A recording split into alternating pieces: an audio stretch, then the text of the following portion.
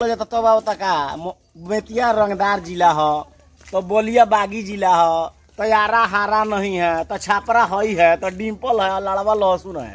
आ मोतिहारी के कोनो चर्चा नहीं करे, सब कर बाप तो मोतिहारी हो। जी अलल भैया मोतिहारी सब कर बाप हो। पूछो का है बताओ। कि मोतिहारी मोतिहारी मत कहियो, मोतिहारी हो मर्दाना। ओहो मोतिहारी मोतिहारी मत कहियो, मोतिहारी हो मर्दाना। वाह वाह। अब पुलिस दरोगा के लाड़ पूछेला कि मोतिहारी के चलते थर थर कापेला पूरा जिला जवार के थाना। वाह वाह क्या बात है। तो पूर्वे पश्चिम में बा मोतिहारी से लेके हरसिद्धि ले हमर गाँव। अच्छा पूर्वे पश्चिम में बाटे मोतिहारी से लेके हरसिद्धि ले हमर गाँव। आ कहीं के लोग पहले गोली दागेला तो पहले वाला मोतिहारी जिले के नाम जियो।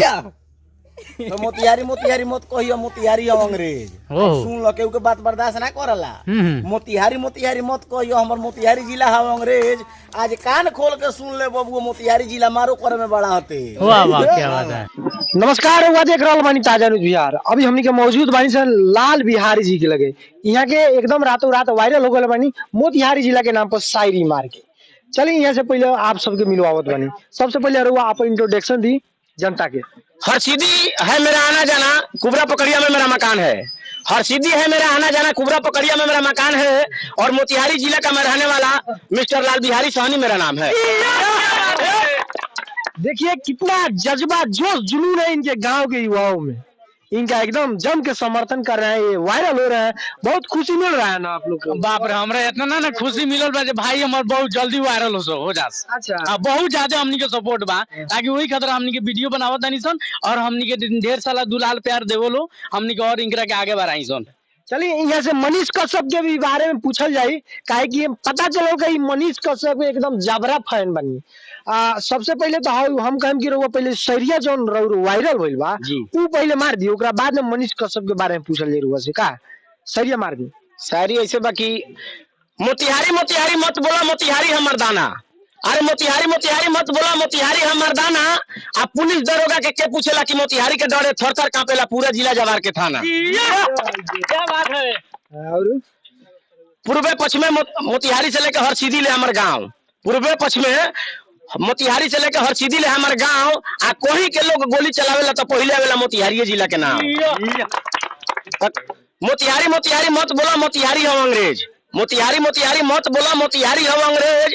आ कान खोल के सुन लो बबुआ, मोतिहारी जिला के लोग मारो करे में बड़ा हाथे। क्या बात है। केहू के बात बर्दाश्त ना करला मोतिहारी के लोग। अच्छा हाथ जोड़े तो हाथ जोड़ी, थप्पड़ उठाम तो थप्पड़ उठाई। मोतिहारी के लोग बात बर्दाश्त ना करेला। चलिए रउआ तो आरा बलिया बनारस छपरा सिवान यहाँ तक कि बेतिया के बहुत सारा ऊपर शायरी सुन ले होगा, लेकिन मोतिहारी के ऊपर पहली बार रउआ सुन रहल बानी।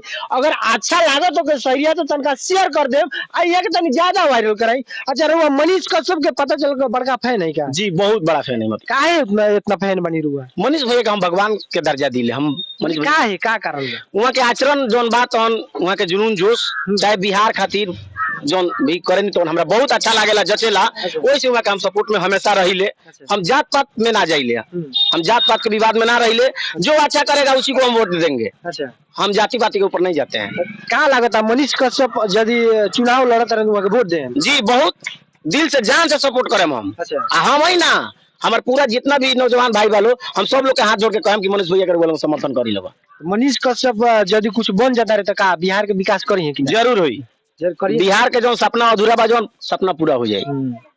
चलिए रउआ देखत बानी कि यहाँ कहना बा कि मनीष कश्यप यदि बिहार के लिए कुछ करत रहे और वहाँ के बना दिया जाए ना कुछ, तो एकदम बिहार के जौन की भाई आगे लेके जाए के प्रयास करिए। यहाँ से जितना भी लोग मजदूर जे की कमाए बाहर जाले तो बाहर ना जाइए, इहो में काम करिए, ये रोजगार वो लोग के मिली, एकदम मिली नु। जी जरूर मिली। रउआ बाहर जाने की ना कमाए? जी हम जानी बोरा ढोनी। बताइए कितना दुख होता है कि रउआ इतना दूर जानी ना कमाए। जी जी यदि हमनी के बिहार में ही कंपनी हो जाए, फैक्ट्री हो जाए तो ना जाए के पड़ी। जी ना, तो यही के वजह से रउआ चाहते नहीं कि मनीष कश्यप के एकदम जी, कुछ जी। बनावे के। जी एकदम। तो कची बनिए मनीष कश्यप जे ये सब करिए? हम तो चाहते नहीं मनीष भैया के सीएम बनावे के। अच्छा सीएम बनावे? जी तो अब यहाँ तो पता बाटे बिहार में कि जे सीएम होला ओकरे बेटा सीएम होला। ऐसा बात नहीं खे। जब भी बात कहनी है तो एगो बात बा जे कहता रहा लाल बिहारी सुनो पूरा लोग टोला। हाँ। आ दोगला के बेटा दोगले होला। अच्छा ये बात सही बा, सही बा। लेकिन 100 में 100 ऐसा नहीं होता है। हाँ। मैंने 100% में 75% लोग वैसन होला ना। जी जी जी होता है। चलिए अगर हुआ सब के वीडियो अच्छा लागल होगा तो एक बार शेयर कर दी, लाइक शेयर कमेंट जरूर करब। तब तक के लिए धन्यवाद।